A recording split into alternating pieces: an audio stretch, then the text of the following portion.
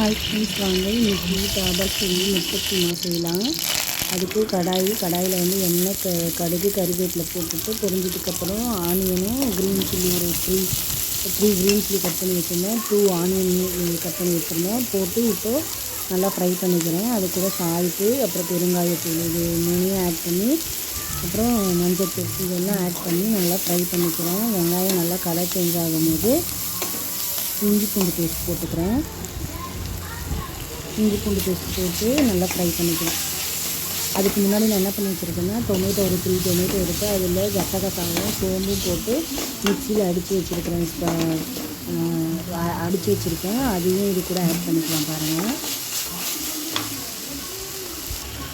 பாருங்கள் இந்த மாதிரி அரைச்சி வச்சுட்ருக்கேன். இதை வந்து நான் இப்போ அது கூட ஆட் பண்ணிக்கிறேன். ஆட் பண்ணி அந்த மிக்சியிலே கொஞ்சம் தண்ணி இது பண்ணி அதையும் ஆட் பண்ணி நல்லா பாயில் பண்ணுறதுக்காக ஊற்றிக்கிட்டேன்.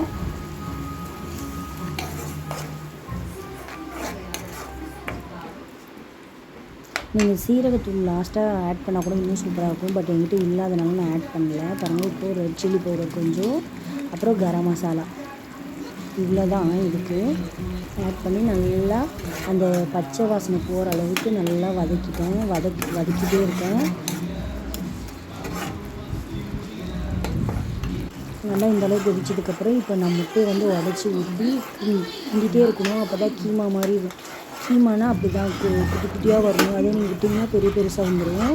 அப்படி இல்லைன்னா எக்கை பாயில் பண்ணி நம்ம காய் துருவோம் இல்லைங்களா, அதில் போட்டு கூட பண்ணலாம். பட் நான் இப்படி பண்ணுறேன்.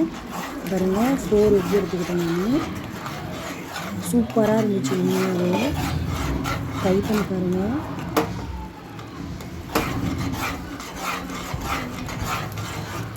நிறுத்திக்கலாமா? இந்த மாதிரி கைவிடாமல் நீங்கள் கிண்டிகிட்டே இருக்கணும். அப்போ தான் அது வந்து குட்டி குட்டியாக பீஸ் மாதிரி வரும். சப்பாத்திக்கு தோசைக்கு சூப்பராக இருக்கும். அப்புறம் பட்டர் நான் அதுக்கெலாம் கூட நல்லாயிருக்கும். இது